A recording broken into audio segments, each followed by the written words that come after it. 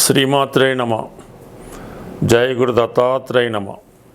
ఈ వీడియోలో మనం శుక్రగ్రహ సంచారం గురించి తెలుసుకునే ప్రయత్నంలో ప్రస్తుతం శుక్రుడు సింహరాశి యందు సంచరిస్తూ కేతుగ్రహంతో కలిసి ఆగస్టు 1వ తారీఖు వరకు సంచరించడం జరుగుతుంది. ఇక ప్రధానంగా మన టాపిక్లో ఆగస్టు 1వ తారీఖు నుంచి సెప్టెంబర్ 2వ తారీఖు మధ్యలో ఈ శుక్రగ్రహం కన్యా రాశి యందు సంచరించడం జరుగుతుంది.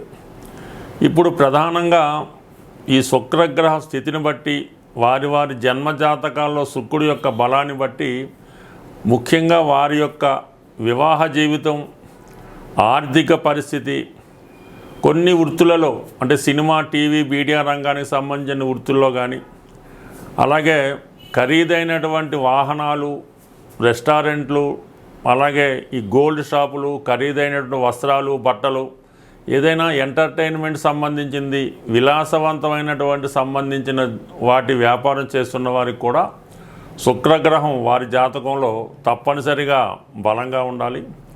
మరి ప్రస్తుతం ఈ శుక్రుడు ఏదైతే ఈ ధనకారకుడు, లిక్విడ్ ధనానికి, బంగారానికి కారకుడైనటువంటి శుక్రుడు ప్రస్తుతం ఈ సింహరాశిలో కేతువుతో కలిసి ఉండడం వలన ఇది చాలా వరకు ఆర్థిక పరంగా ఇంచుమించుగా ప్రతి రాశి వారికి కూడా ఫైనాన్షియల్గా చాలా స్ట్రెస్ ఎక్కువ ఏర్పడుతూ ఉంటుంది. ఏది చేద్దామన్నా, ఏ ప్రయత్నం చేద్దామన్నా, ఏ పని చేద్దామన్నా ఫైనాన్స్గా చాలా ఇబ్బంది పడుతుంటారు.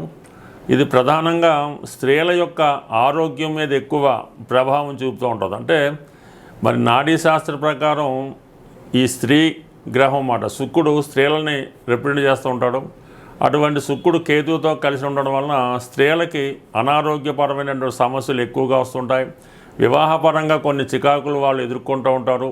ముఖ్యంగా గైనిక్ సంబంధించినటువంటి ప్రాబ్లమ్స్, సంతానపరమైనటువంటి సమస్యలు ప్రస్తుతం ఈ రాశి వారు ఎదుర్కోవడం జరుగుతుంది. ఎందుకంటే శుక్రుడు సింహరాశిలో చాలా బలహీనంగా ఉండడం జరుగుతుంది. అంటే తనకు ముందు ప్రయాణించబోయే రాశిలో కన్యారాశి శుక్రగ్రహానికి నీచరాశి. ఆ కారణం వల్ల నీచలోకి వెళ్తున్నటువంటి శుక్రుడు చాలా బలహీనమై ఉంటాడు. కాబట్టి ఇది మగవారికి, వ్యాపారస్తులకి ఆర్థిక పరిస్థితి మీద, స్త్రీలకి ఆరోగ్యం మీద ఎక్కువ ప్రభావం చూపుతుంది. అటువంటి శుక్రుడు ఆగస్టు 1వ తారీఖు నుంచి కన్యారాశిలో ప్రవేశించడం జరుగుతుంది. అయితే ఈ కన్యారాశిలో ప్రవేశించినటువంటి శుక్రుడు ఏ గ్రహంతోనూ కలగకుండా సింగిల్గానే ఇంచుమించుగా ఆ నెలంతా సంచరించడం జరుగుతుంది. అటువంటి శుక్రుడి మీద శని యొక్క దృష్టి పడుతుంది. సో ఆ కారణం వల్ల ఏంటంటే స్త్రీలకి ఉద్యోగ అవకాశాలు పెరుగుతాయి. వారు కొంతవరకు ఆరోగ్యపరంగా కొంత ఇంప్రూవ్మెంట్ అవ్వడం జరుగుతుంది. మగవారికి అయితే వ్యాపారపరమైన అభివృద్ధి ఉంటుంది. ఎందుకంటే శుక్రుడు నీచరాశిలోకి వచ్చినప్పుడు కూడా తన మిత్రగ్రహమైనటువంటి శని భగవానుడితో చూడబట్టడం జరుగుతుంది. అలాగే శుక్రుడికి లాభస్థానంలో గురుగ్రహ సంచారం జరుగుతుంది. ఈ రెండు కూడా శుక్రుడిని చాలా బలంగా చేయడం వల్ల మరి మీరు గతంలో ఇంచుమించుగా ఈ జూలై నెలాఖరు వరకు ఎదుర్కొన్నటువంటి ఆర్థిక సమస్యల నుంచి, అలాగే స్త్రీలు అనారోగ్యపరమైన సమస్యల నుంచి చాలా వరకు బయటపడడం జరుగుతుంది. స్వస్తి. శ్రీమాత్రే నమ. జయ గురు దత్తాత్రేయ నమ. వృశ్చిక రాశి వారికి శుక్రుడు సప్తమ వ్యయాధిపతి. మీ యొక్క జీవితంలో వివాహం ఆలస్యం అవడానికి, వివాహం తర్వాత భార్యాభర్తల మధ్య ప్రాబ్లమ్స్ రావడానికి, అలాగే స్త్రీలతో విరోధానికి, అధిక ధనం వ్యయం వల్ల నష్టపోవడానికి కూడా మీ యొక్క జన్మజాతకంలో శుక్రుడే కారణం అవుతుంటాడు. ఈ శుక్రుడు మీకు సప్తమాధిపతి అవడం వల్ల ప్రస్తుతం ఆగస్టు 1వ తారీఖు వరకు కూడా దశమ స్థానంలో సంచరించడం జరుగుతుంది. అంటే వ్యయాధిపతిగా శుక్రుడు దశమ స్థానంలో సంచరించి అక్కడ కేతువుతో కలిసి ఉన్నప్పుడు వ్యక్తిగతంగా మీరు స్త్రీ అయి ఉంటే మీ భర్త గారి యొక్క ఉద్యోగానికి ఇబ్బంది రావడం జరుగుతుంటుంది. మీరు ఎంప్లాయీ ఉన్నా కూడా ఉద్యోగపరంగా సడన్గా కొన్ని మార్పులు అన్నవి రావడం జరుగుతుంది. అంటే ఇంచుమించుగా పాత ఉద్యోగాన్ని స్వస్తి పలికి కొత్త ఉద్యోగం చూడవలసి ఉంటుంది. ఈ సమయంలో మీరు ఉన్న ప్రాంతాన్ని విడిచిపెట్టి వేరొక ప్రాంతం వెళ్ళి అక్కడ ఉద్యోగ ప్రయత్నాలు చేయడానికి కూడా అవకాశం ఉంటుంది. అయితే వ్యాపారం చేస్తున్న వాళ్ళు వ్యాపారపరంగా చాలా ధన నష్టం రావడం వల్ల వ్యాపారాన్ని కంప్లీట్గా క్లోజ్ చేసే పరిస్థితి కనబడుతుంటుంది. అంటే రొటేషన్ ఆగిపోతుంది, ఫైనాన్స్ ఒత్తిడి ఏర్పడుతుంది. ఈవెన్ రెంట్స్, ఈ బిల్స్, ఎలక్ట్రిసిటీ బిల్లు, ఈ జీతాలు ఇవ్వడంలో జాతకుడు చాలా స్ట్రగుల్ పడుతూ ఉంటాడు. అయితే తొందరపడి నిర్ణయం తీసుకోవడం అన్నది అంత మంచిది కాదు మీకు. ఎందుకంటే ఈ స్థితి కేవలం ఈ జూలై నెలాఖరు వరకు మాత్రమే ఉంటుంది. ఆగస్టు 1వ తారీఖు నుంచి మరి ఈ శుక్రుడు మీకు 11వ స్థానంలోకి రావడం జరుగుతుంది. అంటే కన్యాస్థానం సహజ 6వ స్థానం అవడం వల్ల మీకు ఇంచుమించుగా ఆగస్టు 1 నుంచి సెప్టెంబరు 2వ తారీఖు మధ్యలో మీకు రావాల్సినటువంటి బాకీలు, పాత బాకీలు కానీ కొత్త బాకీలు కానీ లేదంటే బ్యాంకులో రుణ ప్రయత్నాలు కానీ ఇవన్నీ కూడా మీకు సక్సెస్ అయ్యి చేతికి ధనం రావడం జరుగుతుంటుంది. ఇంతకాలంగా మీకు ఇబ్బంది పెడుతున్నటువంటి మీ కింద పనిచేసే వాళ్ళు కానీ మీ కొలీగ్స్ కానీ కంప్లీట్గా మీకు సహకరించి వాళ్ళు సహకరించడం జరుగుతూ ఉంటుంది. అలాగే మీకు జీవిత భాగస్వామికి వ్యక్తిగతంగా మీకు పోగొట్టుకున్న ఉద్యోగం తిరిగి రావడం కానీ కొత్త ఉద్యోగ ప్రయత్నాలు ఫలించడం కానీ జరిగే అవకాశం ఉన్నది. అలాగే బిల్స్ లాంటివి ఏమైనా మీరు ఆరోగ్యపరంగా ఉన్నటువంటి బిల్స్ కానీ ఇన్సూరెన్స్ సంబంధించినవి కానీ ఏవైనా బిల్స్ లాంటివి ఏవైనా ఉంటే మీకు రావడం జరుగుతుంది. ఆర్థిక పరంగా మీకు బాగుంటుంది. అలాగే వైఫ్ తరపు నుంచి కూడా బంధువులు మీకు సహకరించి ఏదో విధంగా మిమ్మల్ని పైకి తీసుకొచ్చే ప్రయత్నం జరుగుతూ ఉంటుంది. బట్ ఏదైనా ఇప్పుడు ఉన్నటువంటి పరిస్థితుల్లో తొందరపడి మీరు వ్యాపారాన్ని క్లోజ్ చేసినా నష్టపోతారు, ఉద్యోగం విడిచిపెట్టినా నష్టపోతారు. కాబట్టి కేవలం కొద్ది రోజులు ఓర్పు వహిస్తే మీరు చాలా కాలంగా ఎదుర్కొన్నటువంటి సమస్యలకు పరిష్కారం దొరుకుతుంది. అలాగే ప్రధానంగా ఏంటంటే మీరు ఏదైనా కొత్త వ్యాపారం చేయాలనుకున్నా, కొత్తగా ఉద్యోగం చేయాలనుకున్నా కూడా మీరు వెయిట్ చేయండి, కంప్లీట్గా మీ ప్రయత్నం నెరవేరుతుంది. వ్యాపారస్తులు మాత్రం ఆర్థిక పరంగా మీకు కొత్త రుణ ప్రయత్నాలు చాలా వరకు ఫలిస్తూ ఉంటాయి. అయితే గతంలో చెప్పినట్టండి ప్రస్తుతం ఈ శుక్రుడి పైన పంచమ స్థానంలో ఉన్నటువంటి శని భగవాను దృష్టి కూడా పడుతుంది. అలాగే 11వ స్థానంలో ధన పంచమాధిపతి యొక్క గురువు కూడా శుక్రుడికి బాగా సహకరించడం జరుగుతుంటుంది. బట్ ఈ సమయంలో మీకు ఒక స్త్రీ పరిచయం ద్వారా మీ సమస్యలు పరిహారం అవుతాయి. అది ఒక ప్రభుత్వ ఉద్యోగిని కావచ్చు, ఒక రాజకీయ నాయకురాలు అవ్వచ్చు, లేదంటే మీకు మీ తల్లిదండ్రుల బంధువుల్లో ఉన్నటువంటి ఒక స్త్రీ మీకు సహకరించే అవకాశం ఉంది. విశ్వాసంతో ఆవిడని మీరు నమ్మడం వల్ల మీకు మంచి మార్గం అన్నది మీ జీవితంలో రావడం జరుగుతూ ఉంటుంది. బట్ ఏదైనా ఈ రాశి వారికి ఈ సమయంలో భార్యతో అనారోగ్యం సమస్యల వల్ల భార్యతో ఎడబాటు రావచ్చు, అంటే వేరొక స్త్రీ పరిచయం అవ్వడం వల్ల కూడా కొన్ని సమస్యలు రావచ్చు. కాబట్టి స్త్రీల విషయంలో మాత్రం చాలా జాగ్రత్తగా ఉండవలసిందే ఈ జాతకులు.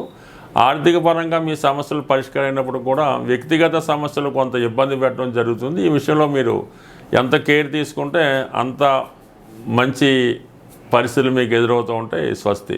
శ్రీమాత్రే నమః. పరిహారాలు మనం ప్రతి గ్రహానికి కూడా తగు విధమైనటువంటి పరిహారం అన్నది శాస్త్రంలో చెప్పబడడం జరిగింది. ఏదైనా ఒక రాశి వారికి అనుకూలమైనటువంటి గ్రహాలు అంటే కొందరికి మిత్రులు అవుతుంటారు, కొందరికి శత్రులు అవుతుంటారు. శత్రుగ్రహాలకి ఎప్పుడూ కూడా మనం ఈ డొనేషన్ ద్వారా అంటే దానం ద్వారా దాన్ని రెక్టిఫై చేసుకోవచ్చు. ప్రధానంగా ఈ శుక్రుడు జాతకంలో బలహీనంగా ఉంటే చాలా ఇబ్బందులు పెడుతూ ఉంటాడు. స్త్రీల వల్ల, రోగాల వల్ల ఆర్థిక పరంగా ఇబ్బంది ఉంటుంది. శుక్రుడిని ప్రసన్నం చేసుకోవాలంటే ప్రధానంగా శుక్రవారం రోజు నియమంగా ఉండవలసి ఉంటుంది. అంటే చక్కగా తలస్నానం చేసి శుభ్రమైన వస్త్రాలు ధరించి ఆ రోజు ఏ విధంగా కూడా ధనాన్ని ఖర్చు పెట్టకూడదు. అంటే మన ఇంటి నుంచి ధనం బయటికి వెళ్ళకూడదు, బంగారాన్ని బయటికి పంపకూడదు. అలాగే స్త్రీలు ఎవరైనా ఉంటే వాళ్ళు పుట్టింటికి పంపడం కానీ అత్తోరింటికి, అంటే మొత్తం మీద మన స్త్రీలు అంటే మన కుటుంబ సభ్యుల్ని ఇతరుల ఇళ్ళకి అది పంపించడం శుక్రవారం చేయకూడదు. అంటే అది పని మీద అవ్వచ్చు, చుట్టాల నుంచి కావచ్చు. ఈ విధంగా ధనాన్ని బయటికి పంపకుండా జాగ్రత్త పడవలసి ఉంటుంది. శుక్రవారం రోజు అమ్మవారి ఆలయంలో, లక్ష్మీ అమ్మవారి ఆలయంలో తామర పువ్వులు అంటారంటే కలవ పువ్వులు అని కూడా అంటారు. వాటితో ఒక హారంగా తయారు చేసి అమ్మవారికి పెద్ద విగ్రహం అయితే ఈ కలవ పువ్వులతో అర్పించడం. వీలైతే ఆ రోజు అంటే లక్ష్మీ గణపతి హోమం చేసుకుంటూ అందులో ఈ కలవ పువ్వుల్ని ఉపయోగించి హోమం చేయడం వల్ల, అంటే ప్రతి శుక్రవారం విధంగా అక్కర్లేదు, మీకు శుక్రదశ జరుగుతున్నా, శుక్రుడు బలహీనంగా ఉన్నా, వివాహం ఆలస్యం అవుతున్నా, స్త్రీలతో విరోధం అవుతున్నా, అక్క చెల్లెలతో విభేదాలు ఉన్నా కూడా ఏదో ఒక రోజు అంటే మీకు తారాబలం చూసుకొని ఒక మంచి రోజు మీకు అనుకూలంగా ఏదో సాధంతారో క్షేమతారో రోజు ఈ లక్ష్మీ గణపతి హోమం చేసుకోవలసి ఉంటుంది. దొరికితే 108 తామర పూలు లేదా కలవ పూలు, లేని పక్షంలో తామర గింజలు, ఇప్పుడు అవి అన్ని పూజా స్టోర్లో తామర గింజలు దొరుకుతున్నాయి, 108 తామర గింజలు హోమంలో సమర్పించడం, ఇది చేయడం వల్ల అనుకూలత ఏర్పడుతుంది. అలాగే శుక్రవారం రోజు ఆంజనేయ స్వామి వారి ఆలయంలో 6 గులాబీ పూలు, చాలా ఫ్రెష్గా తాజాగా ఉన్నటువంటి 6 గులాబీ పూలు శుక్రవారం ఈవినింగ్ సంధ్యా సమయంలో హనుమాన్ ఆలయంలో సమర్పించి 6 ప్రదక్షిణలు చేసి ఏదైనా ఒక స్వీటు, జాంగిరి కానీ జిలాబీ కానీ అక్కడ ఉన్నటువంటి భక్తులకి పంచిపెట్టడం వల్ల శుక్రగ్రహ అనుగ్రహం కలుగుతుంది. ఇంకా ప్రధానంగా వెరీ సింపుల్ రెమెడీ ఏంటంటే, చిన్నపిల్లలు అంటే 8వ సంవత్సరం లోపు ఉన్న పిల్లలు, చిన్నపిల్లలు ఎవరైతే ఇంకా పూర్తిగా ఊహ రాకుండా ఉన్నటువంటి అమ్మాయిలు, ఆడపిల్లలకి మీ చుట్టుపక్కల పిల్లలైనా మీ కుటుంబ సభ్యుల్లో పిల్లలైనా వాళ్ళకి ఈ శుక్రవారం రోజు వీలైతే వారంతో నిమిత్తం లేదు, వాళ్ళకి ఇష్టమైనటువంటి స్వీట్స్ వాళ్ళకి పంచిపెట్టడం వల్ల కంప్లీట్గా మీకు మంచి శుక్రగ్రహం పెరుగుతుంది. అలాగే ఏదన్నా పెళ్ళిళ్ళు జరుగుతున్నప్పుడు, అమ్మాయిలకు కానీ అబ్బాయిలు కానీ పెళ్ళి జరుగుతున్నప్పుడు ఆ పెళ్ళిలో ఈ పెరుగు ఒక 5 లీటర్లో 6 లీటర్లో పెరుగు డొనేట్ చేయడం వల్ల కానీ, లేదంటే ఏదన్నా బీదవారు ఎవరన్నా ఉంటే వాళ్ళ పెళ్ళి జరుగుతున్నప్పుడు ఆ అమ్మాయికి ఒక పట్టు చీర, ఈ మాంగళ్యం, ఇటువంటి సౌభాగ్య వస్తువులు, ఈ పెళ్ళికి ఉపయోగించే వస్తువులు డొనేట్ చేయడం వల్ల మీకు ఇటువంటి శుక్రుడి యొక్క దోష పరిహారం అవుతుంది. అందువల్ల ఏంటంటే ఈ శుక్ర పరిహారం చాలా ఈజీ, ఏం వేరేది వెరీ సింపుల్. మీ కుటుంబంలో స్త్రీలకు ఇబ్బంది రాకుండా, వాళ్ళకి ఎటువంటి బాధ కలగకుండా, వాళ్ళ కంటి నుంచి నీరు రాకుండా, వాళ్ళని గౌరవప్రదంగా చూడటం వల్ల ఆటోమేటిక్గా మీ శుక్రుడు జనరేట్ అవటం జరుగుతుంది. అలాగే మీరు కూడా ఎల్లప్పుడూ కూడా చాలా వరకు ప్రతిరోజు కూడా శుభ్రమైనటువంటి అంటే మంచి వస్త్రాలు ధరించడం, నీట్గా ఉండడం, స్త్రీలను గౌరవించడం, కుటుంబాన్ని గృహాన్ని శుభ్రంగా ఉంచుకోవడం. అలాగే చెప్పులు కూడా మరీ పాత పడిపోయినట్టు వాడకూడదు, ఏదో 3 నెలలకు 6 నెలలకు చెప్పులు కూడా మారుస్తూ ఉండాలి. ఇవన్నీ చేయడం వల్ల ఆటోమేటిక్గా మీకు లక్ష్మి ఆటోమేటిక్గా వరించి ఎప్పుడూ శుభంగా ఉండే అవకాశం ఉంటుంది. స్వస్తి.